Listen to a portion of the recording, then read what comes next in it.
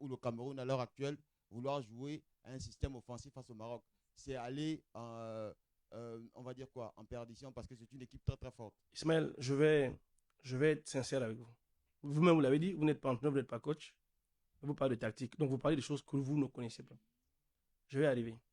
Vous dites, on a utilisé des systèmes de jeu. Offensif face au Maroc par Aucun, exemple. aucun système, je veux dire, aujourd'hui, et vous allez retenir, vous allez même vous renseigner chez les grands coachs. Il n'y a aucun système de jeu qui est défensif qui est offensif. Aucun.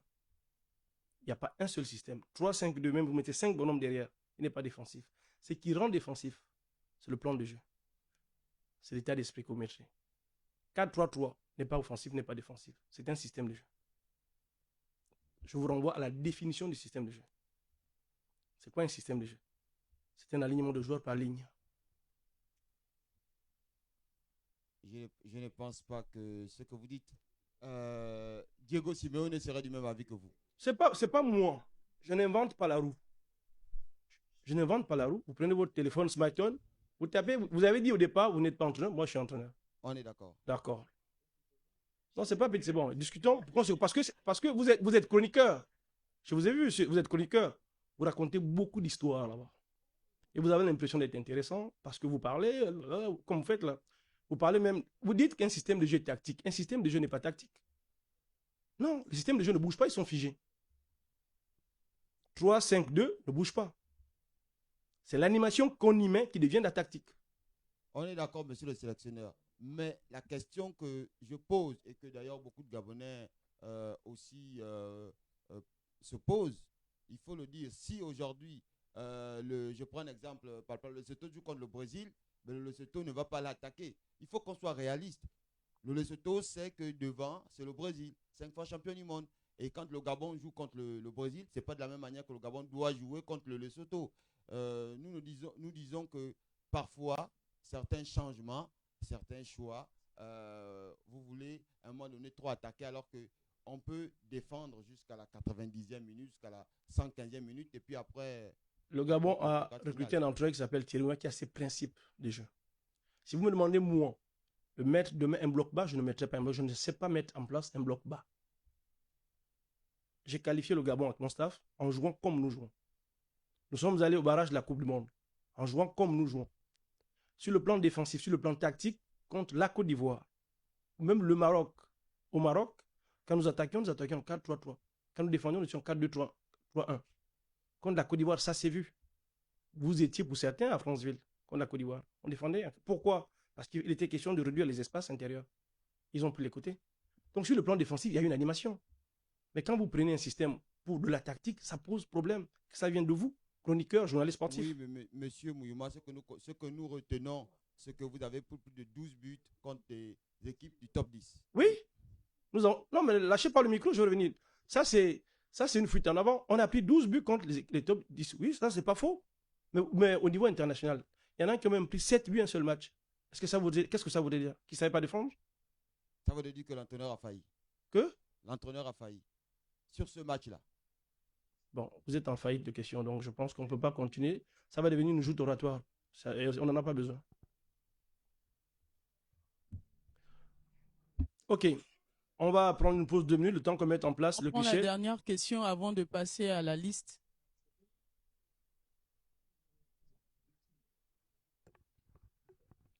Sélectionneur, sélectionneur, bonjour. Zogué Saint-Brice, Gabon Télévision, je suis consultant. Pardon de revenir sur les questions qui ont été posées et qui ont donné lieu à un long échange entre vous et les interlocuteurs. Mais il y a quand même quelque chose de factuel et qui n'apparaît pas dans les chiffres que vous avez donnés. C'est effectivement nos matchs contre les grandes équipes africaines. Je vais essayer de parler simplement pour que vous compreniez le sens de ma question, même si vous comprenez tout ce qui se dit depuis le début de la conférence. On joue la Côte d'Ivoire en aller-retour et on ne marque pas de but, ils nous mettent un but. Le Nigeria nous met 4 buts, on en met 1. Le Sénégal, 3 buts, on en met 0. En amical à Amiens, j'avais assisté à ce match. Et contre le Maroc, sur la double confrontation, on prend 9 buts et on en met 2. Au total, ça fait 17 buts marqués, enfin 17 buts encaissés et 3 buts marqués. Ça traduit quand même, sélectionneur, ces chiffres, une incapacité à mettre en difficulté les équipes dites grandes équipes africaines que nous connaissons. Et la question que j'aimerais vous poser, c'est est-ce que vous avez identifié les causes de ces échecs contre ces grandes équipes? Parce que, comme tout le monde le sait, il y a la Côte d'Ivoire à nouveau et le Cameroun, c'est-à-dire deux grosses équipes africaines. Alors le Mozambique, j'ai le sentiment que dans l'esprit de tout le monde, on a 3 points. Le terrain nous dira la vérité et je souhaite qu'on ait ces 3 points, mais si on s'en tient à cette réalité factuelle, statistique contre les grosses équipes africaines et qu'on n'y parvient toujours pas, je vous demande en tant que sélectionneur, est-ce que vous avez identifié les failles que nous n'arrivons pas à combler justement contre ces grandes équipes? Je vous remercie. Bonjour à vous. Merci. Il faut comprendre que en football, tout s'explique. Tout trouve une explication. Technique, tactique, mentale, physique. Ce sont les 4 aspects relatifs au jeu. Les matchs que vous venez d'énumérer, oui, tout s'explique. À tort ou à raison.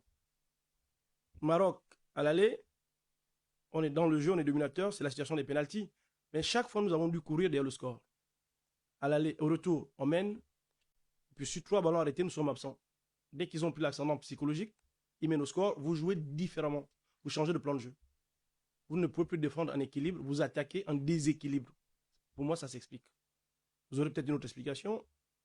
La Côte d'Ivoire à l'aller, nous sommes menaçants, nous avons des opportunités, on doit pouvoir marquer, on n'est pas réaliste. Quand j'ai donné les chiffres tout à l'heure, je disais on a marqué, je pense que je parlais de 26 ou 17. Si on avait été réaliste, on aurait marqué un peu plus. Réaliste sur le plan offensif, mais si on avait été agressif, assez agressif, dans le bon sens, on n'aurait pas pris certains buts. Par exemple, même le but contre la Côte d'Ivoire, quand vous le regardez, on ne défend pas sur le mec qui va frapper. Voilà les explications. Le Sénégal 3-0. Nous sommes dans un essai. Vous vous rappelez de ce match? Je pense même que quand on sort la liste, on se plaint de ne pas voir certains joueurs majeurs. Et nous, on explique que pour arriver où on veut, il faut commencer à tester certains joueurs. Et certains qui émergent aujourd'hui dans cet effectif ont commencé à être essayés lors de ces matchs. À la limite, on était en train de balbutier au niveau de cette ossature. On prend 3-0 face à une équipe qui, elle, a des certitudes. Le Nigeria, dans le jeu normal, nous sommes à 1-1 et en prolongation, on perd. Nous, quand on s'assied, on se pose une question. Qu'est-ce qu'il faut arriver à améliorer face à certaines nations? Vous savez, sur le plan physiologique, à partir de la 65e minute, 70e, il y a un aspect qui ressort le plus, c'est l'aspect mental. Il y a l'aspect physique. Il y a le mental et le physique. Mais généralement, le mental porte le physique. Certaines équipes ont beaucoup d'avance sur nous, sur le plan de la force. Et tout à l'heure, quand il parlait d'un changement effectué au Maroc. Et même la question, quand j'étais sur le X, m'a été posée sur les changements qu'on fait face au Nigeria. On sort, on rentre des joueurs. La deuxième mi-temps, nous sommes en contrôle, juste avant le but. Nous maîtrisons le ballon. Nous maîtrisons aussi l'émotion de l'adversaire qui ne presse plus, qui essaie de resserrer ses lignes parce qu'ils sont écartés. Et nous, à un moment, on se dit, un quart de jeu, un quart d'heure de la fin, il faut faire des changements pour apporter de la vivacité et de la vitesse. Donc les joueurs qu'on choisit à cet instant doivent apporter la vitesse et la vivacité. Ceux qui sortent sont épuisés. Il reste 15 minutes à jouer, contrairement à ce que disait le confrère avant. J'ai peur de me tromper encore, c'est Djibril. Qui dit les garçons sont arrivés, ils ont joué 15 minutes, ils sont sortis. Faux. Ils ont joué 27 minutes, 26 ou 27. 15 plus 16 d'arrêt de jeu. Ce match de barrage a 16 minutes d'arrêt de jeu. Faut pas omettre sciemment. Et là, on ne réagit pas. On ne réagit plus. Nous sommes dans l'obligation de rapporter la force. Mais quand on ramène de la force, on est déjà mené. De 1. Mais vous ne pouvez plus défendre quand vous êtes mené. Sinon, c'est abdiguer. Dire, bon, nous sommes déjà menés. On va continuer à défendre et ne pas encaisser. Où est l'objectif? Nous jouons un match à élimination directe. Nous n'avons pas besoin de points, qu'on perde 2-1, 3-1. Ça n'a pas d'importance. Et donc, on se découvre parce qu'il faut chercher à marquer. Et là, on commet encore des erreurs sur les pertes de balles. Troisième arrive, ainsi le quatrième. Donc, tous ces résultats s'expliquent sur le plan technique, sur le plan mental. Nous ne sommes pas en train de l'expliquer, justifier, sans prendre conscience. Nous disons oui, mais ce sont des axes d'amélioration. Il faut qu'on résolve ce problème le plus tôt possible. Parce qu'on part à la CAN pour faire un parcours. Et on ne peut pas vouloir le faire si on ne corrige pas ces errements ou ne pas pouvoir battre les équipes du chapeau 1. Ça, on le reprend inlassablement et on a l'impression aujourd'hui que ça va être la même question. Comment faire pour battre les équipes du chapeau 1? La réponse est pour passer au prochain tour, il faut battre les équipes du chapeau 1. Mais comment? Il faut résoudre le problème en interne. Nous avons identifié déjà la capacité de maintenir de la force au bout de la 65e. Si le 0-0 est maintenu, ou si nous menons déjà, il y aura une autre attitude à avoir pour atteindre les 80 minutes. Donc, ce sont des idées qui sont là, changer la méthode de travail. Et la Coupe d'Afrique, je le disais tantôt, ne se joue pas comme un match à élimination, où c'est les matchs de groupe où vous prenez des points. C'est totalement différent. Je ne sais pas si j'ai répondu à votre question, c'était le sens même de votre question.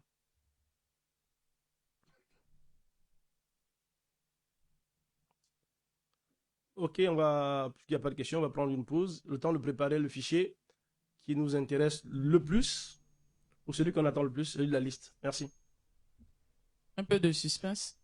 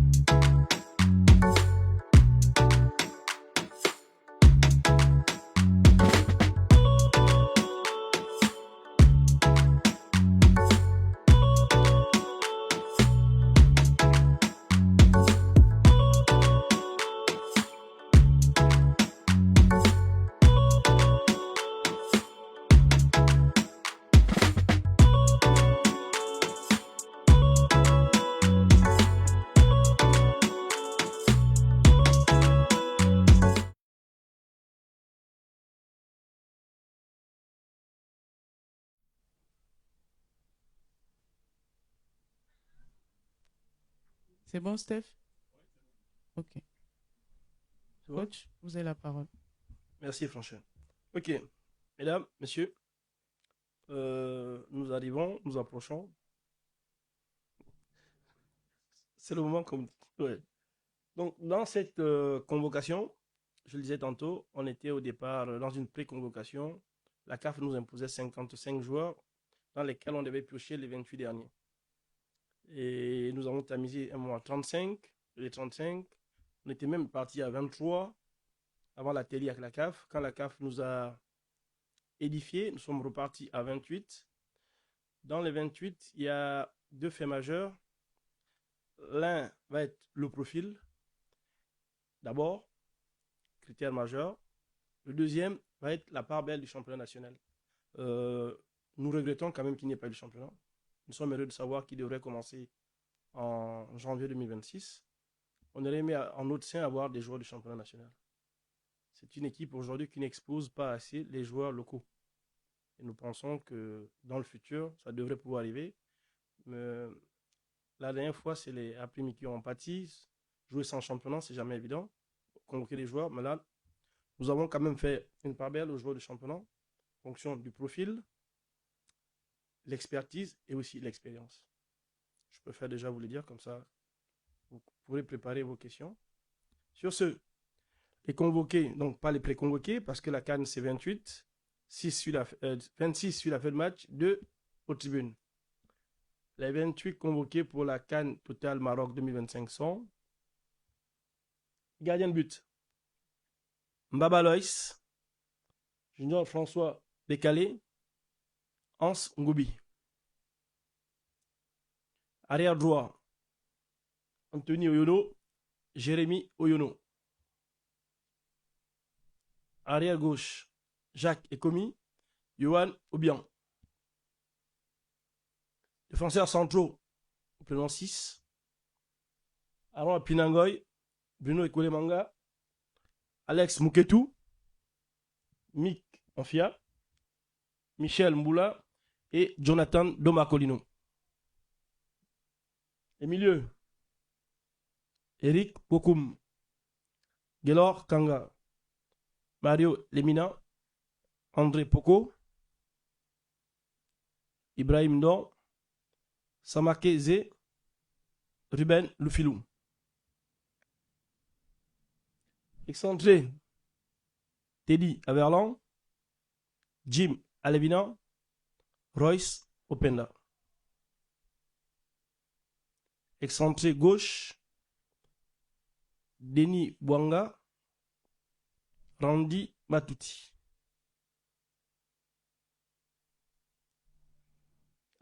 Randy revient chez les avant-centres. Pierre-Emerick Aubameyang, Xavi Babika et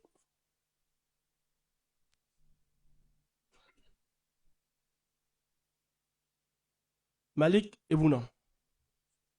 Voilà les 28 joueurs qui défendront les couleurs du Gabon lors de la CAN Total 2025.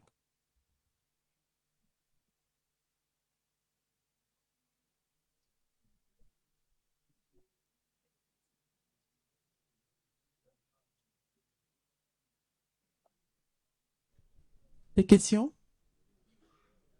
C'est chaud.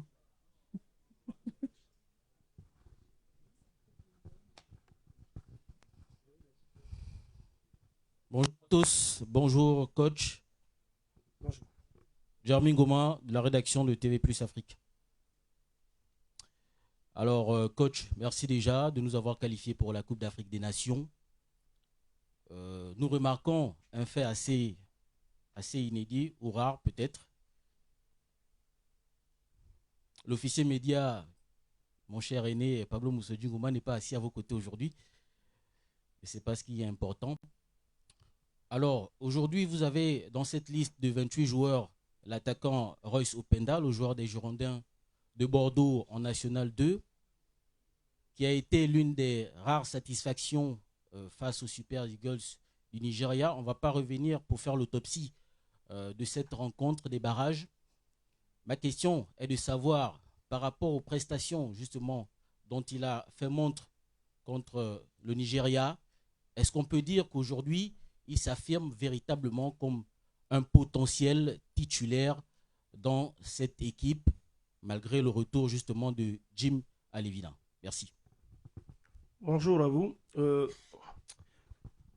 En football, le terme titulaire est employé très souvent pour des joueurs qui débutent un match. Donc, c'est potentiellement tous les 28 des futurs titulaires. Ensuite, on avisera en fonction de la stratégie, en fonction de comment on voudra jouer, les forces en présence après les entraînements. Il faut noter quand même que sur les 9 jours que la CAF nous autorise avant notre premier match, nous n'aurons en réalité que 7 jours de travail. Parce que le 15, il commence à arriver, le temps de s'installer, sachant que certains jouent le 13, certains jouent aussi d'autres jouent le 14, pardon. Il faut regarder les dates d'arrivée au Maroc, l'installation. La recherche du match amical, est-ce qu'on peut utiliser tout le monde ou pas? Match amical, on est partagé entre match amical ou match de préparation. D'entraînement, pardon. Match d'entraînement, ce qui est totalement différent. Royce, nous avons apprécié sa venue en novembre. Nous apprécions ce qu'il continue à faire en club. C'était un joueur qui était déjà suivi, qui au mois d'octobre aurait pu être là, mais il avait un retour de blessure. On avait jugé utile d'attendre, de faire au moment opportun. Et je pense que novembre fut le moment opportun. Et dans ces temps de passage en ce moment en club, ça se passe plutôt bien pour lui. On espère aussi qu'il pourra peut-être signer au-dessus. C'est vrai que les Girondins, c'est un assez bon club du championnat de France. Le voir un peu plus haut ne serait pas mauvais non plus. Il vient quand même de Lorient, où il a connu la première division. Donc c'est quelqu'un qui a beaucoup de qualités. Nous connaissons ses qualités, ses spécificités. C'est tout le bien que nous lui souhaitons. Maintenant, de là à dire aujourd'hui que Royce devrait être entrant lors du premier match, je me remets d'abord aux entraînements lors de la préparation. Bonjour coach, bonjour tout le monde. Charles Goula de la rédaction de Gabon Première. Merci déjà à la communication de la FEGAFoot de laisser le droit des conférences de presse à l'exclusivité des journalistes. Sinon, on aura les plombiers, les pompiers et tout le reste. Merci beaucoup. Coach, j'ai 2 questions. La première, c'est votre objectif pour cette Coupe d'Afrique des Nations. C'est que vous êtes beaucoup entretenu et vous avez fait un bilan tout à l'heure. Félicitations d'ailleurs. Quel est votre objectif pour la Coupe d'Afrique des Nations? Deuxième question à 2 volets. Le retour de Jim et Mboula, qu'est-ce que cela vous fait, vous, personnellement, au regard de la qualité de ces joueurs? Et expliquez-nous le retour magique de Malik Vounan, parce qu'on sait que les places, lorsqu'on regarde, vraiment, on value très cher. Est-ce que vous pouvez nous expliquer son retour? Merci, coach. Ok. Donc, de vos 3 questions, dans l'ordre, la première, c'était... les 2 dernières, je les ai, mais la première, je ne l'ai plus. Ah, objectif, oui. Cette question m'est revenue aussi sur X. Les objectifs sont généralement assignés par l'employeur, la fédération, le ministère. Et nous avons l'ambition, dans le staff technique et les joueurs, déjà de sortie du groupe, j'énumère comme ça, sortie du groupe, faire mieux que 2021, donc dépasser le stade de 8e, et essayer de briser ce plafond de glace des quarts de finale, et ensuite espérer atteindre le dernier carré. Ça, c'est notre ambition.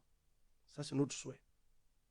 Maintenant, certainement que la fédération, le ministère, vont fixer des objectifs à atteindre spécifiques pour une équipe qui n'a pas été à la CAN dernière, une équipe qui se reconstruit. C'est ensemble que ça se définit. Je ne peux pas venir ici tout seul et puis dire mon objectif, je ne suis pas le patron. Je suis le patron du staff technique, mais je ne suis pas le patron. Il y a du monde au-dessus de moi. Ensuite, ça me fait plaisir, je suis au cœur déjà de savoir qu'on était au contact avec les joueurs, le staff médical de l'équipe nationale aussi, les autres membres du staff, les managers généraux, tout le monde. Comprendre où se situaient nos joueurs en termes de préparation. Beaucoup d'entre eux étaient des footballeurs professionnels. On était là à compter les jours, c'est quand ils reviennent, à quel moment ils intègrent leurs effectifs. Et on a vu que ce week-end, les 3 ont joué. Jim est rentré avec le SCO, Xavi avec l'Étoile Rouge, et Michel a joué avec la réserve de son club. Il leur reste une journée de championnat avant le rassemblement. On connaît toujours optimiste en espérant qu'ils gagnent encore un peu de temps. Et il y a un côté positif, c'est la fraîcheur physique qu'ils auront.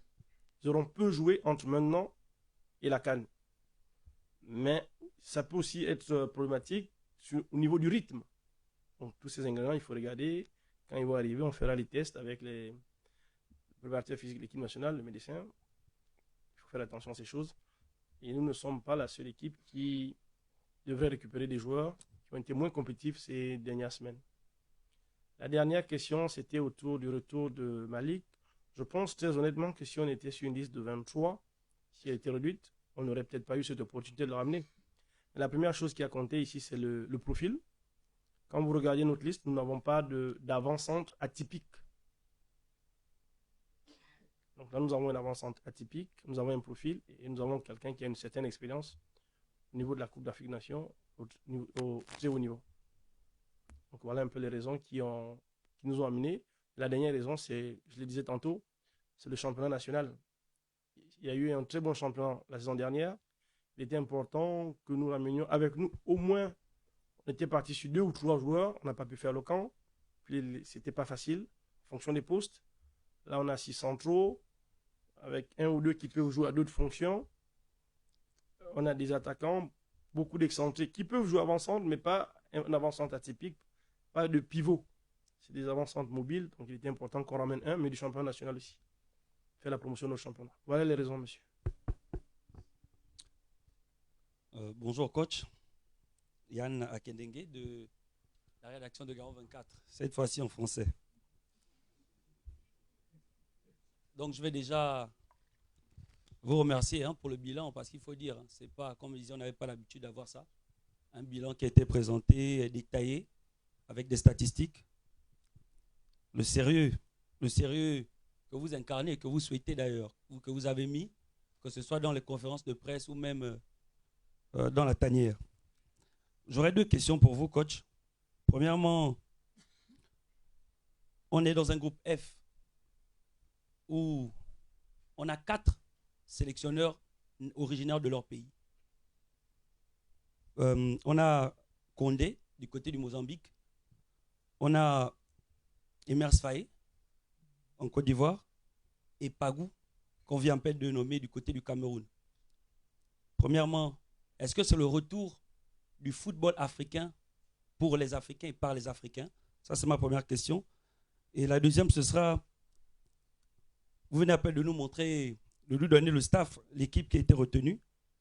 On a un match très important, un match décisif face au Cameroun la veille de Noël. Le Cameroun n'aura pas l'intention de nous faire un cadeau de Noël, ça c'est sûr. Est-ce qu'on va capitaliser sur l'absence de Kassik, le joueur expérimenté du Cameroun, lors de cette rencontre? Parce qu'on a vu que vous avez gardé les joueurs expérimentés comme les Pierre-Emerick Aubameyang, les Bruno Clément. Parce qu'il faut aussi dire que c'est une rencontre capitale qui ne se joue pas seulement pour la compétition, mais comme on sait, les Lions Indomptables et les Panthères, c'est une histoire d'amour qui nous tient à cœur, et on espère qu'on aura de bonnes performances là-dessus. À quoi est-ce que ça renvoie, coach? Merci. Bonjour Yann, merci déjà pour le satisfait retour. Par rapport au groupe et aux sélectionneurs africains, c'est une très bonne chose, le football africain. Qu'est-ce que ça démontre? Surtout que ça démontre que dans ces pays, les entraîneurs locaux sont aussi compétitifs que des expatriés européens ou sud-américains. Aussi que l'entraîneur européen, africain, autochtone, local comme on peut l'appeler, connaît certaines réalités que un occidental aura du mal à assimiler en si peu de temps, comprendre le temps. Vous savez, l'inconvénient souvent quand on est un entraîneur local, c'est qu'on n'a pas plus de pression. Il y a plus de... C'est quand même malicieux ce que je veux dire, c'est qu'on rencontre beaucoup de problèmes. On peut être souple avec un Européen, aussi mauvais soit-il, mais difficile avec un local. C'est un paradoxe, j'arrive pas à expliquer, j'arrive pas à comprendre. Pour preuve, Emers est arrivé, il a gagné, il remplace un très grand entraîneur européen, il gagne la Coupe d'Afrique. Vous voyez, je ne sais pas l'expliquer, mais bon, certains ont compris, aussi sur le plan de la psychologie locale, qu'il faudrait peut-être avoir des entraîneurs locaux qui eux aussi font leur preuve. En fait, en réalité, nous représentons chacun les entraîneurs de leur pays. Nous sommes jugés, on jugera les entraîneurs gabonais au travers du mouvement. Ça, c'est la vérité. Et c'est important que le football africain se réapproprie sa partie technique, en espérant aussi que la CAF va se réapproprier les dates d'organisation de la CAN, parce que ça aussi, il faut qu'on en parle un jour. On donne les joueurs 9 jours avant, ça c'est nous. Et les autres qui vont jouer le 21, ils n'auront que 6 jours, peut-être 4, parce que le temps que les joueurs arrivent, qui s'installent le 15. Mais pourquoi ça arrive? Parce que la CAF a laissé faire. On n'aurait jamais déplacé le tournoi de l'Amérique du Sud. C'est une parenthèse, mais bon, qui a son importance, mais il faut bien qu'on le relève, qu'on le dise. Notre compétition n'est pas respectée, mais n'est pas respectée par qui? Par ceux que nous allons chercher. On est prompt à aller chercher les Européens, mais eux ne respectent pas la CAN. Ils ne considèrent pas la CAN. Il fallait quand même que je le dise. Ensuite, Yann avait posé la question de savoir, la deuxième question de Yann, dans ces éliminatoires, le groupe, on joue à la veille de Noël. Oui, on disait tantôt que nous sommes une équipe représentative du peuple. La santé mentale, le bien-être, notre peuple va en dépendre. Ce match Cameroun-Gabon était un match important, derby d'Afrique centrale, avec tout ce que vous voulez. Certains joueurs seront, ne seront pas, mais il est important pour nous que nous gagnions ce match. Déjà, sur le plan comptable, on a besoin de ce match pour avancer. Aussi pour vous, mes frères et sœurs journalistes, on aura battu enfin une équipe du chapeau 1. Ça, le lendemain, vous l'écrirez. Mais aussi pour nos compatriotes, la veille de Noël, ce serait pour eux un merveilleux cadeau de Noël. Et on devra rejouer un autre le 31. La veille, c'est donc le réveillon. Vous voyez, ce sont les matchs en jeu, les matchs importants. On y pense. Est-ce que ça a été fait sciemment? Mais bon, le plus important pour nous, c'est de gagner. Parce qu'on veut avancer dans cette compétition. Et aussi, on pense à notre peuple rester à la maison. Voilà. Oui, coach, merci encore pour la liste. J'ai deux préoccupations au niveau effectivement du groupe qui part. Je constate que vous écoutez désormais un peu plus les classiques, on va dire, qui sont là depuis entre 2010-2012, sinon un peu après. Et vous avez dit qu'ils font leur dernier barreau pour certains parce qu'effectivement, ils sont beaucoup de trentenaires et je crois que c'est l'un des derniers grands challenges pour beaucoup d'entre eux. On a aussi constaté ou observé, bon, c'est nous, hein, qu'au cours du match contre le Nigeria, on a eu l'impression qu'ils ont voulu prendre les responsabilités en jouant le match eux. Parce qu'on a vu que, bon, vous avez commencé avec les classiques et que les jeunes sont rentrés après. Même si vous dites qu'il faut de l'expérience, et peut-être cette expérience nous a manqué pour la phase de prolongation.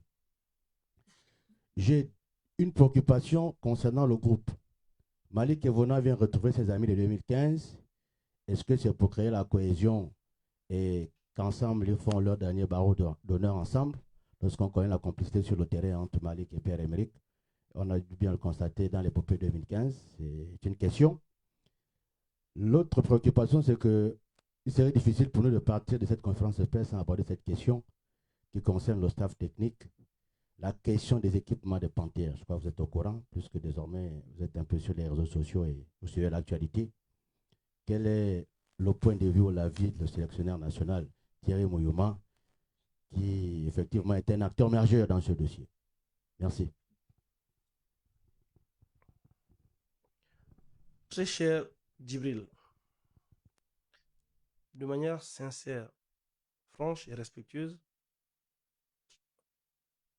je pense que les deux points que vous avez soulevés, les deux ont été des supputations et pas des questions.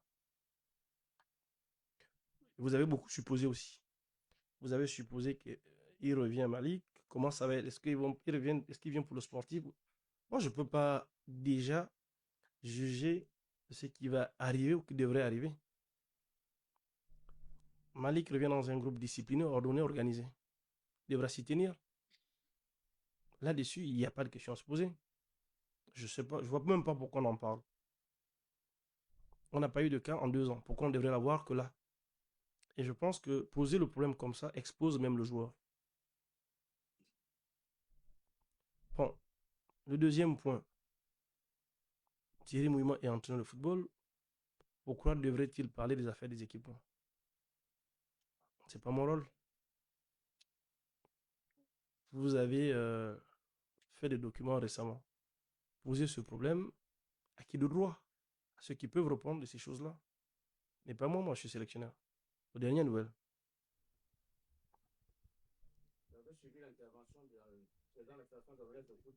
Il disait quoi? Il disait quoi?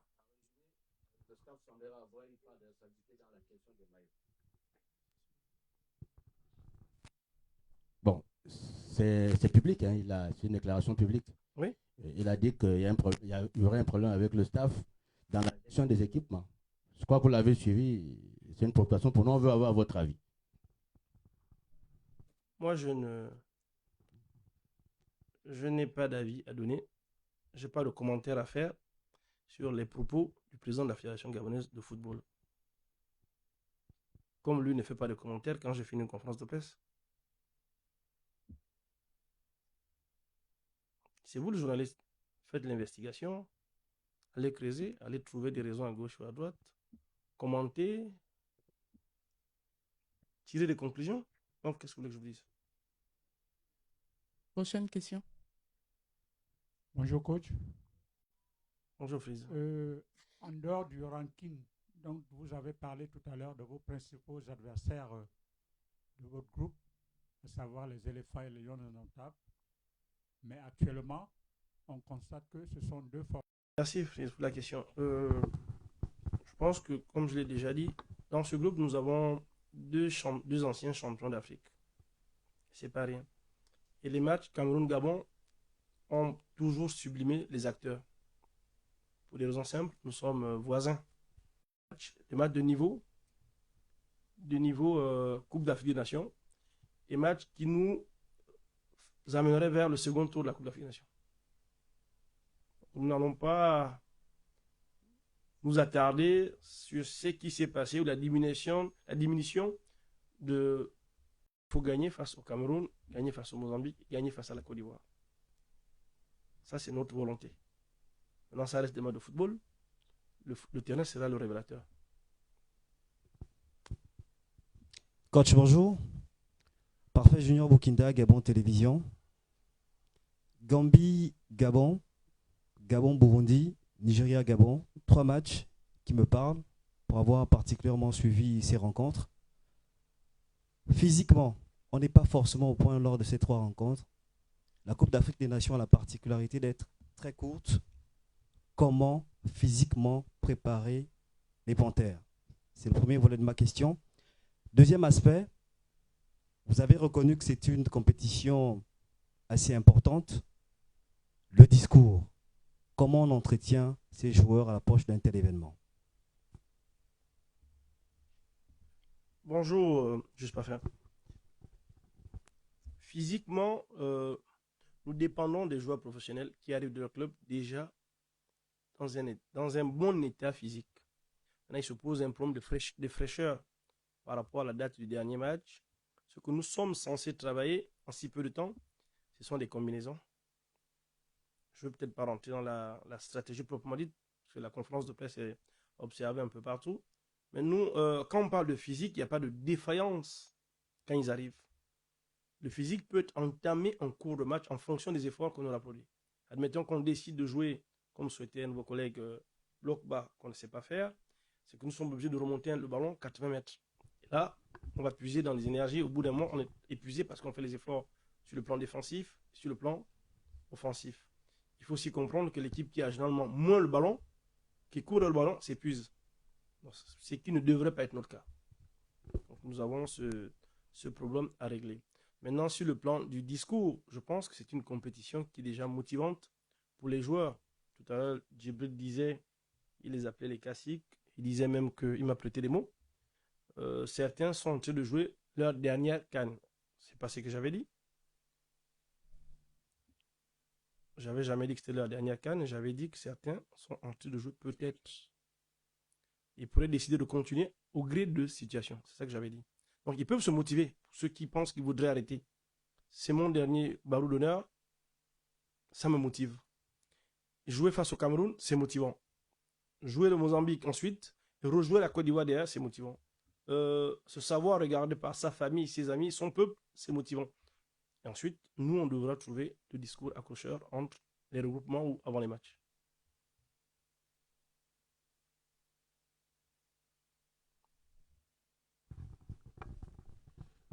Coach Romaric Zogo, je reviens avec 2 questions, peut-être même 3.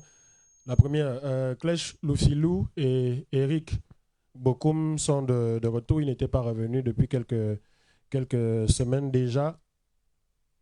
Moi, j'ai ma petite idée en tant que journaliste par rapport au match qu'on a regardé contre le Nigeria et cette fraîcheur physique qui nous a manqué et cet impact à un moment donné on a subi dans les prolongations. est-ce qu'ils reviennent à cause de ça? À cause de cette profondeur de banc qui a manqué, parce qu'on sait qu'Eric, il n'y avait pas Kanga, et ça s'est vu. On n'avait pas de numéro 10 capable de jouer à part Kanga. Et on sait que Kanga, normalement, il ne devrait pas jouer le premier match contre le Cameroun, si je ne m'abuse, à la CAN. Donc, vous allez me corriger. Est-ce qu'ils reviennent pour pallier à ces manques-là qu'on a observés? La deuxième question concerne deux absents. Brian Meyo, qui a beaucoup plu aux Gabonais. Noah Lemina, qui a beaucoup été appelé, beaucoup été critiqué aussi, parce que des matchs souvent, je ne vais pas dire décevants, mais on sait le talent qu'il a et on voit que ce n'est pas encore ça. Ils ne sont pas là tous les deux.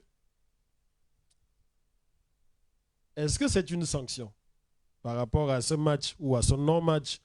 Ils entrent en jeu, ils font 26-27 minutes, comme vous l'avez dit, et ils ressortent. C'est rare de voir ça dans les matchs. Je doute que vous les sanctionnez. On n'a jamais vu que vous ayez sanctionné un joueur. Mais pourquoi tous les deux directement dans cette liste-là n'apparaissent pas? Et puis peut-être la dernière, avez-vous décidé de protéger Alando Marcolino qui n'est pas là dans cette liste? Parce que bon, on vous a quand même beaucoup critiqué de l'avoir appelé à chaque fois. Vous savez vous défendre, mais lui, il en a beaucoup pris sur la gueule. Moi, je m'attendais de facto à ce qu'il soit là parce que vous avez à chaque fois parlé de ses qualités pour lesquelles vous l'appeliez et cette capacité à être le seul attaquant à jouer pivot, etc. Mais là, subitement, il n'apparaît plus et on a un retour un peu étonnant de Malik Evouna. Est-ce que c'était pour protéger ce jeune garçon-là ou est-ce que vous vous êtes dit il ne fera pas l'affaire sur cette CAN? Merci. Oui, merci, Romaric. Je pense que la première question, parce que là, vous avez aligné 3. Voilà. Oui, mais je pense que dans votre question, vous donnez aussi un peu la réponse. Ça se voit que vous suivez bien cette équipe nationale et que vous êtes à jour. Gaylor, effectivement, est suspendu le premier match pour 2 cartons jaunes pendant les éliminatoires, qui ne jouera pas le premier match. Bon, le terme 10, ce n'est pas souvent le terme que nous on utilise, parce que nous ne jouons pas avec des 10, nous jouons avec des milieux de terrain, soit 2 points offensifs, ou c'est une possibilité de pouvoir jouer avec Eric ce match-là ou avec d'autres dans une autre version. On verra quand on va s'entraîner. Effectivement, que le retour de Ruben dans une liste élargie de 28 rapporte de la force dans une compétition où on en a forcément besoin. Ça veut dire que si vous jouez dans un match, vous devez changer sur un aspect, un état d'esprit atypique sur le plan défensif. Vous avez besoin de ce profil de joueur qu'on n'avait pas, par exemple, en novembre. Le garçon, il joue dans son club, il est vice-capitaine, il est capitaine, et donc il est bien. Il vient.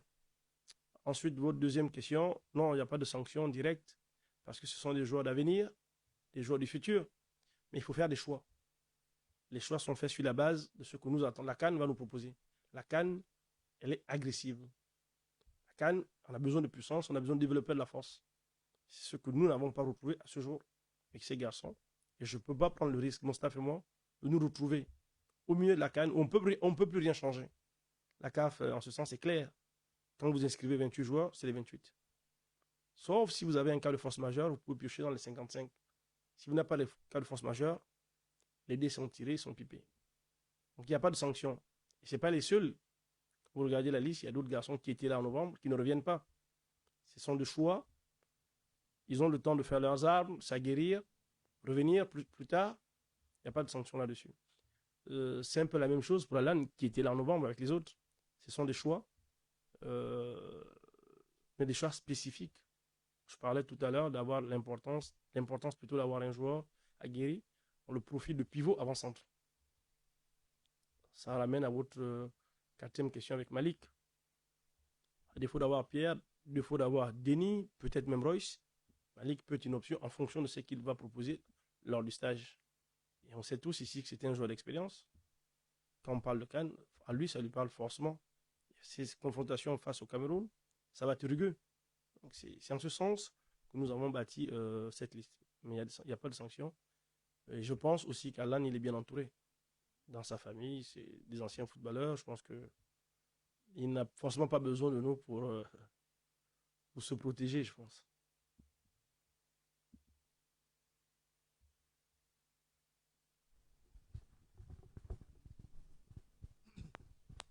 Bonjour à tous, bonjour coach.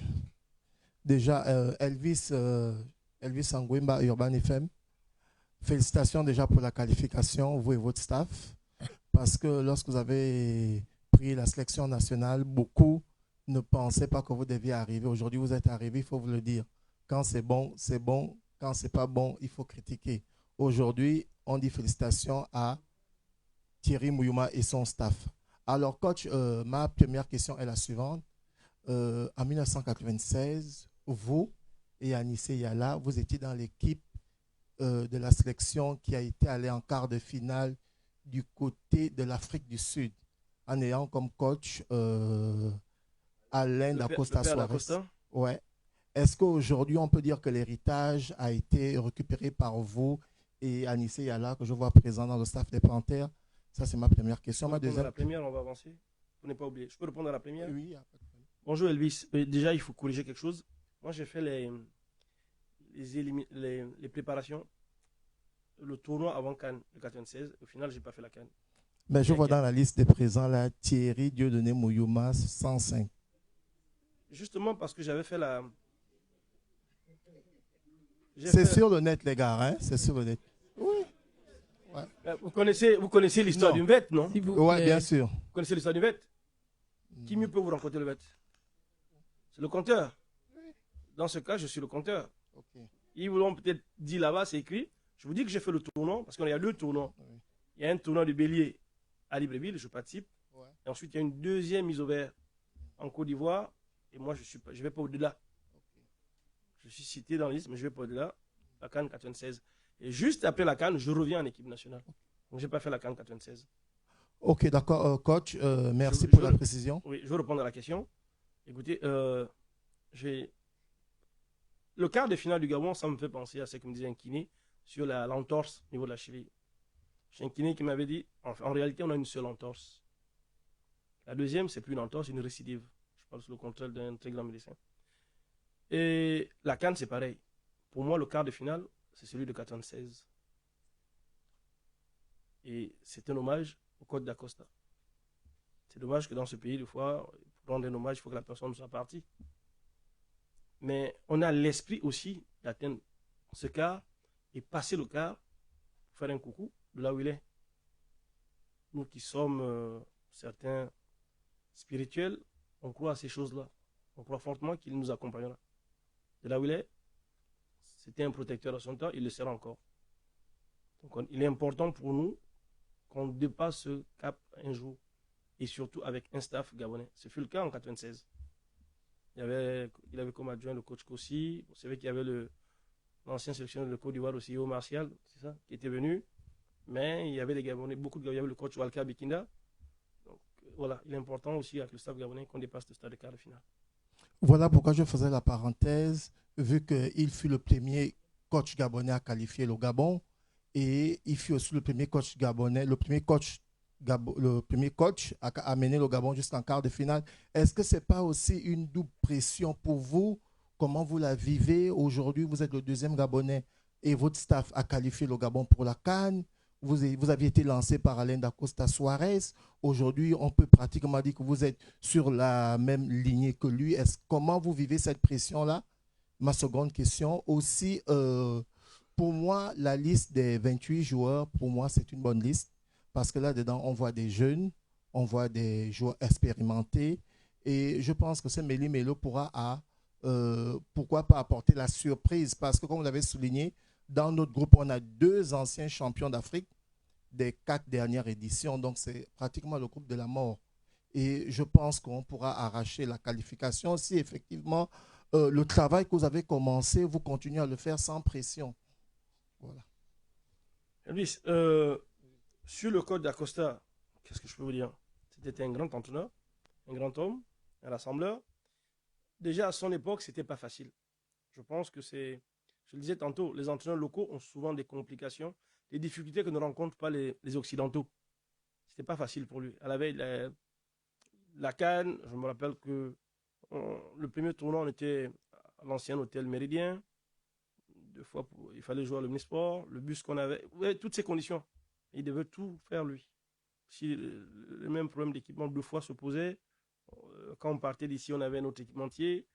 Quand ils sont arrivés sur place, il fut un autre, que vous connaissez certainement, commencé par un O. Donc, toutes ces choses-là n'étaient pas toutes mises en place. Ils ont connu des problèmes avant les quarts de finale. Et lors des quarts de finale, ce n'était pas aussi évident. Et puis, le format de l'époque n'était pas simple. On était dans un groupe de 3, je pense, et puis 2 devaient passer. On perd le premier match, il fallait gagner. C'était pas facile. Je lui tire mon chapeau. Après, on va pas, nous, entraîneurs, arriver à nous comparer. On ne peut pas faire ça. Ce serait irrespectueux même. On ne peut pas. Je pense qu'aujourd'hui, il reste, à mon avis, le meilleur entraîneur gabonais et l'un des meilleurs avec qui j'ai travaillé.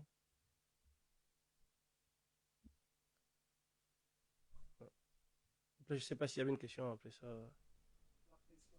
La pression, on l'a toujours. Si un entraîneur de football ou un joueur n'a plus de pression, il ne peut plus faire ce métier. On a la pression du résultat, on a la pression du peuple, on a la pression de gagner les matchs, et c'est notre leitmotiv. Bonjour coach, Olivier Dibasso, Jaco FM. Alors, je vais plutôt parler de vos adversaires concernant le Cameroun notamment.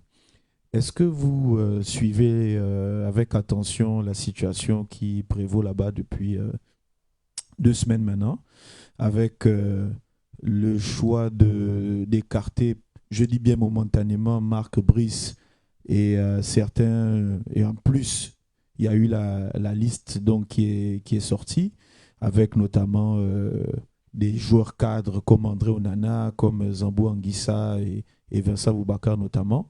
On sait qu'avec l'aide de vos analystes, vous avez déjà commencé un travail sur vos adversaires. Est-ce que vous prenez en compte que pour ce premier match, qui est quand même le premier match de la CAN pour les Panthères face à ce Cameroun, est-ce que vous prenez en compte que beaucoup de choses pourraient justement évoluer? On sait qu'il y a cette tension entre le président de la Fédération camerounaise de football, le ministère des Sports, le sélectionneur et ainsi de suite, et maintenant même certains joueurs. Est-ce que vous prenez cela en compte dans vos analyses qui vont vous permettre justement d'aborder ce match d'ouverture pour les Panthères? Bonjour Olivier. Je disais tantôt, je pense que le Cameroun est quand même coutumier du fait. Ah, ce que je dis, c'est vraiment péjoratif. C'est pas qu'ils le font sciemment. Je dis que chaque fois que c'est arrivé, ils se sont bien comportés. Et donc, on fait attention là-dessus. La résilience, c'est quelque chose il n'y a pas que nous, Gabonais, qui prônons dans notre staff. La résilience, c'est appuyer sur ce qui nous fait mal ou être stoïque face à certaines situations. Nous connaissons nos frères et sœurs camerounais, nous sommes voisins, nous avons beaucoup de mixité. Et cette équipe, lors d'une Coupe du Monde, avait ses problèmes de primes la veille, ils sont qualifiés. Qui aurait cru que le Cameroun irait se qualifier en Algérie? Donc c'est autant de choses qui nous observons, mais avec beaucoup de recul. Je sais ce que vous dites, je sais, je l'ai entendu, j'ai vu, mais je m'abstiens de tout commentaire parce que c'est la cuisine interne du Cameroun. On a sur le plan du jeu, la seule chose qui change, c'est la méthode de travail. Les analystes ont travaillé sur une façon de jouer qui était celle entretenue par l'entraîneur précédent. Là, il faut très vite revenir, mais on va à l'inconnu. Qu'est-ce qu'ils vont faire? Ils vont s'appuyer sur l'existentiel? Est-ce qu'ils vont changer de profil? Mais bon, le Cameroun aussi sait qu'ils ont affaire à une équipe du Gabon qui, ces 2 dernières années, a été compétitive, a des garanties, a des certitudes dans sa façon de jouer. Donc, ils seront dans une autre réflexion. Vous voyez? Et je pense qu'au bout d'un quart d'heure, 20 minutes, on saura. À moins que le Cameroun ait un match amical à jouer d'ici là, comme nous, si on joue, ils viendront pour comprendre ce qui a changé. Mais bon, vu que l'entraîneur, nous avons reste le même, donc ils ont une certaine idée de nos principes de jeu, notre façon de nous déployer. Nous n'avons plus, parce que l'entraîneur part. Mais on va se préparer, parce qu'il y a quand même dans un pays, il y a l'idée générale. Au Cameroun, on utilise des gens à fort potentiel. Il n'y a pas de gabarit fin, petit. Vous voyez ce que ça veut dire? Donc ça appelle tout de suite à la force, au rapport de force. Ce sont des idées comme ça qu'on a dans le staff. Et puis bon, nous sommes dans une conférence de presse, on ne va pas s'amuser à tout dire, mais bon. Alors, pour ma seconde question, vous êtes donc à votre 3e année. Vous avez d'ailleurs produit ces statistiques qui vous ont conduit justement à cette fameuse liste de convoqués que vous avez dévoilée aujourd'hui. Est-ce que vous avez aujourd'hui une équipe type, même si naturellement il faut prendre en compte que il y a des nouveaux joueurs, il y a des nouveaux noms, mais comme vous l'avez expliqué pour le cas de Malik Evouna, il est plus là à cause de l'élargissement de la liste pour prendre son cas, plutôt que, même si évidemment il pourrait être, au vu de son expérience, comme vous l'avez expliqué tout à l'heure, il peut être utilisé par vous et votre staff lors de certaines rencontres, même du premier tour. Mais est-ce qu'aujourd'hui, vous avez vraiment à l'idée déjà une équipe type? Même s'il faut prendre en compte qu'entre maintenant et le début de la CAN, il peut y avoir naturellement des remises en question par rapport à l'état de forme physique et autres. Olivier, juste une précision. Je suis là depuis, avec mon staff depuis 2 ans. Voilà, nous sommes arrivés le 5 octobre 2023. Bon, là, on va commencer, on est lancé dans la 3e année. Je disais tantôt qu'on était au départ à 55 joueurs. Ensuite, on a tamisé à 35. Et on nous a dit au moment que c'était que 23. On a fait la liste de 23. Et on nous a dit qu'il y a un élargissement. On a élargi à 28. Mais dans ce groupe, depuis que nous sommes là, nous avons une ossature. Et quand vous regardez les statistiques sur le temps de chaque joueur par match, vous voyez que c'est souvent les mêmes. Ce qui veut dire qu'on a une ossature de base. Même quand nos adversaires vont faire les recherches, ils vont faire les recherches sur cette base et sur les principes prônés. Comment le Gabon fait ceci, comment on fait cela. Nous avons une ossature. Un groupe type, une équipe type, non et oui. Parce que la question, vous la retrouvez dans l'ossature. Qui va dire l'ossature va être déjà, on commence à 11, donc on va être autour de 7, 8 joueurs qui reviennent très souvent. Vous avez. Maintenant, c'est les autres que vous devez rajouter en fonction de l'adversaire qu'on aura affronté. Et en fonction également du plan de jeu ou de la stratégie du match spécifique. Voilà. Je crois que c'était ça. Il y avait une deuxième question? Non. C'est ça. Je pense qu'on a largement déjà dépassé le temps, coach. On va prendre une dernière question. Non, une dernière question. Une dernière question. On s'était attardé sur les statistiques. Je pense qu'on peut déborder un tout petit peu. Rebonjour, coach. Ismaël Yatumba, encore moi. J'ai une question. Avant le match des barrages face au Nigeria, il y a une question qui vous avait été posée ici. Est-ce que Eric Moulongi, manager général adjoint de l'équipe nationale, est évincé du groupe? Ce que vous avez répondu, non, il est toujours là. Mais nous avons constaté que en allant au Nigeria, M. Eric Moulongi ne faisait pas partie du groupe. Alors ma question est celle-ci. Est-ce que M. Eric Moulongi sera du groupe du Gabon pour la CAN au Maroc? Ismaël, je vais sortir 2 points. Vous m'avez dit rebonjour. Vous n'avez pas attendu le soir. Si vous reprenez la parole, ça va être un rebonjour ou tribonjour.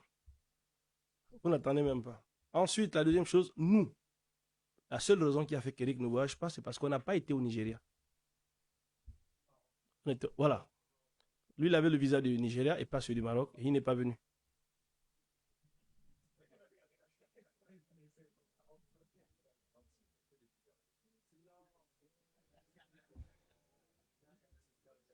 Ismaël, on n'était pas au Nigeria.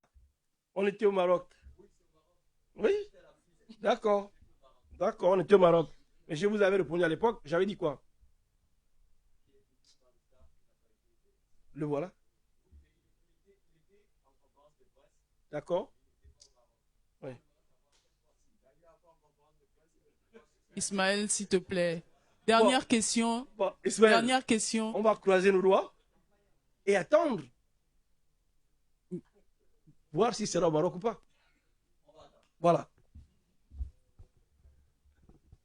Alors, coach, c'est Fritz Koum, RFI. Coach, vous avez désormais 2 adjoints, Cédric Moubamba, et puis dernièrement, il y a eu Anissé Yala.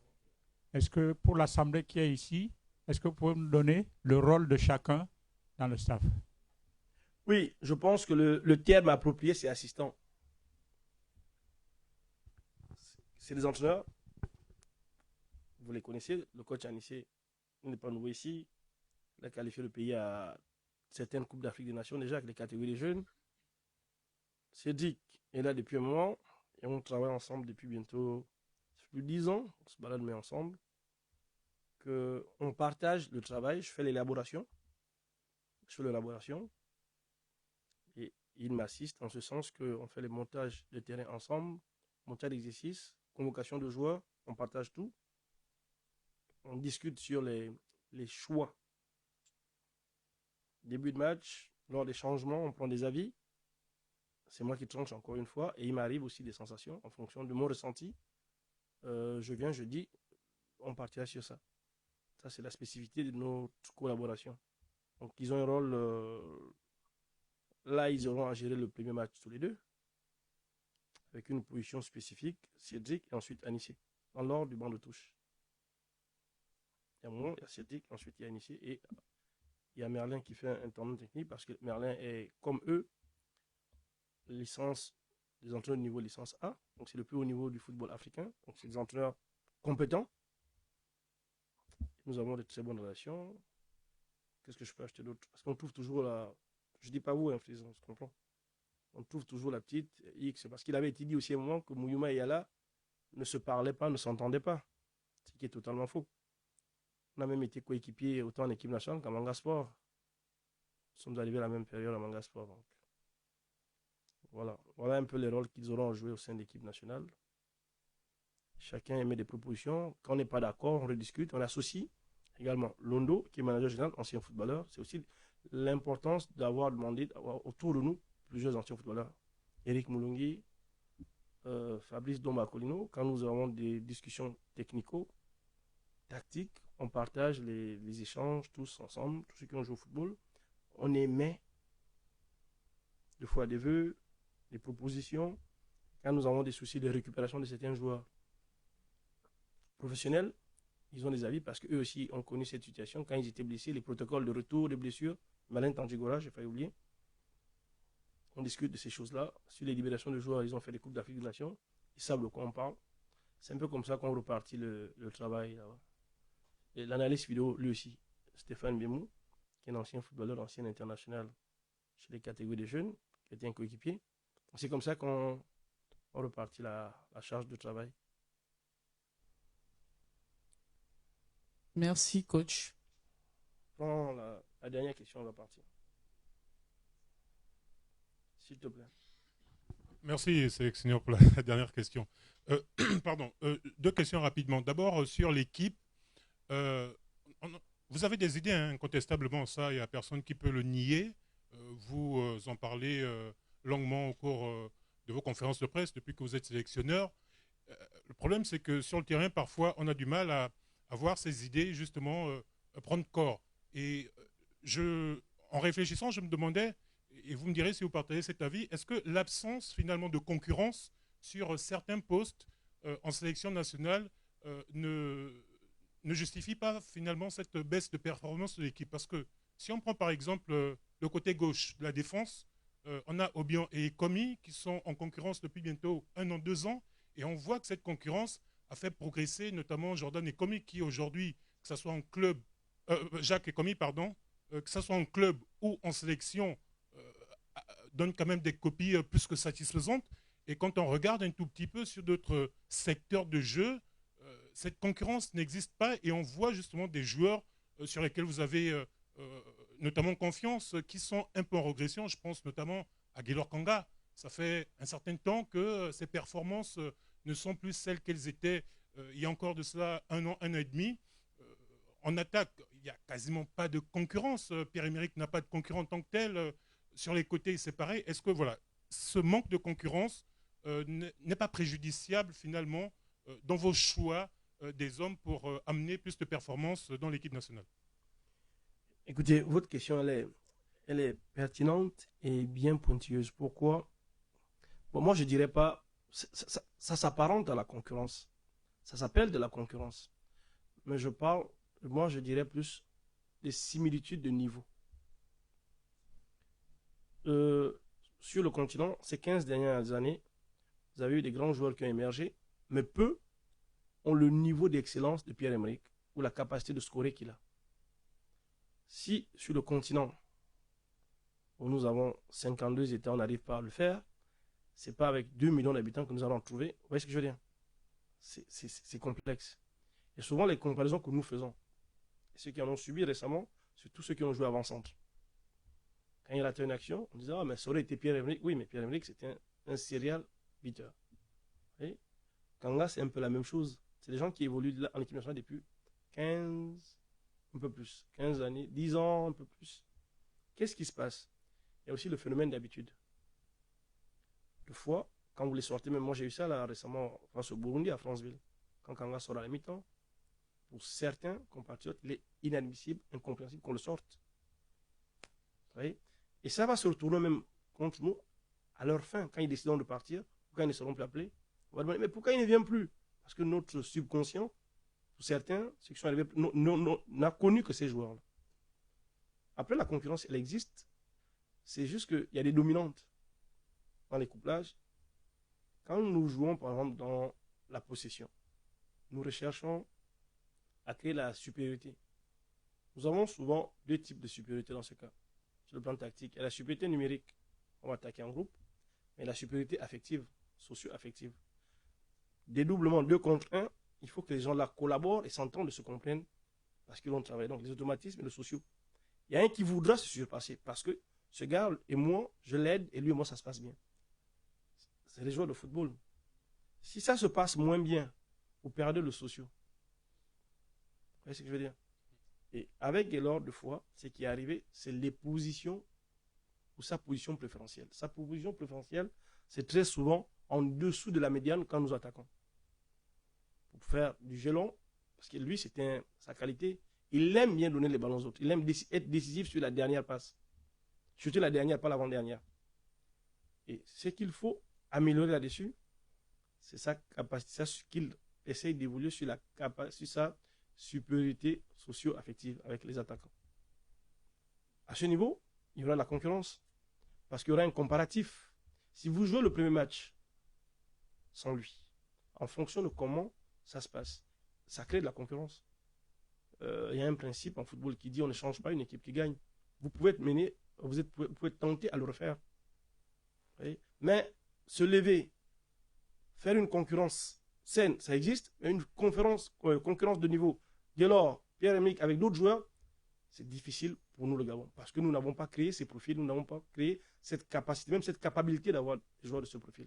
Je ne sais pas si... Si, coach, j'entends vos explications. La dernière, très rapidement, c'est en lien finalement avec cette idée de doublons sur des postes. Finalement, vous disposez des éléments que vous avez, quantitativement et qualitativement. Vous avez regardé sans doute le week-end dernier le match de Mario Lemina en défense centrale, 90 minutes. Didier Ibrahim Don a joué à Dijon avec Ekwele dans l'axe il y a encore cela quelques années. Est-ce que vous n'avez pas là aussi avec des joueurs qui ont finalement la capacité d'évoluer dans certains postes, que ce soit à la ligne défensive ou à la ligne médiane? Est-ce que vous n'avez pas là des éléments pour justement apporter du sang neuf, des idées nouvelles dans ce chantier défensif qui en réalité est le véritable chantier de l'équipe nationale? Quand on voit depuis 2 ans le nombre de buts qu'on a encaissé, le nombre de situations, d'occasions qu'on a concédées aux adversaires, est-ce qu'avec des joueurs qui ont ce profil de milieu défensif, finalement, ils ne pourraient pas redescendre d'un cran pour essayer de stabiliser cette défense? Merci. Je vous remercie pour la question tactique. Je pense que ce sont là des options que nous avons, mais qui ne sont pas des premières options. Pourquoi ce ne sont pas des premières options? Parce qu'on va se retrouver au stade où on devrait déplacer des joueurs pour résoudre un problème défensif, en les faisant jouer défenseurs centraux, mais en créer un autre dans l'entrejeu. Vous voyez un peu pour ceux qui connaissent un peu la pêche à la nasse, vous faites une barrière ici avec la boue, et puis l'eau passe de ce côté. Vous allez retirer la boue pour refermer ici, et ça passe là. Vous voyez, nous on ne veut pas se retrouver dans cette situation. Mais dans un match où un joueur sort 2 minutes pour raison de blessure ou tout ce que vous voulez, on peut arriver à cela. On fait reculer un de ces joueurs en fonction du couplage qu'il aura à faire. Donc la supériorité socio-affective, on peut le faire dans ce cas. Nous sommes dans une situation où on pense que l'adversaire a l'ascendant, on peut arriver à faire ce genre de choses. Mais partir sur ces principes, déséquilibrer totalement l'équipe. Vous-même, vous l'avez dit tout à l'heure, vous avez parlé de qualité et de quantité. Aujourd'hui, nous avons la quantité, mais la qualité est disparate. Et donc, avec la qualité disparate, on ne peut pas être amené à faire ce type de repositionnement. Si on le refait là, on aura passé 2 ans à travailler pour nous préparer la CAN, on se remet en cause nous-mêmes. Et en 9 jours, on ne pourra pas trouver des automatismes avec ceux qu'on va ramener en milieu de terrain, par exemple. Si on peut décider de reculer Ibrahim, reculer Mario, il faut recréer tout de suite d'autres couplages en milieu de terrain pour aller vers la progression. Pour enlever un, ça pose problème. Et quand vous faites la lecture de cette liste, nous avons 6 défenseurs centraux. L'une des qualités premières qu'on leur demande, c'est la capacité de jouer à 2 postes. Boula peut jouer central gauche, arrière gauche. Donc tu peux jouer central, arrière droit, milieu de terrain défensif. Mais pas en début. Il peut être appelé à... Jonathan peut jouer arrière droit, il peut jouer dans une défense à 3, il peut jouer dans une défense à 4, défenseur central. Bruno Happy ne peuvent jouer que centraux. Mick ne peut jouer pour nous comme on joue, ne peut jouer que central. Ou central dans une défense à 4. Donc nous avons suffisamment de défenseurs centraux. Il y a de la qualité à ce niveau, encore une fois disparate. Nous n'allons pas concrètement nous amuser à ramener des joueurs qui donnent satisfaction déjà dans leur ligne avancée.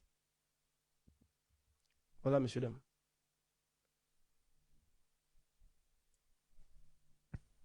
Merci à tous. Voici au terme de cette conférence de presse. Nous vous remercions pour votre présence.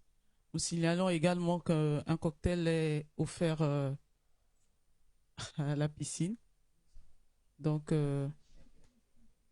bon rafraîchissement et à très vite.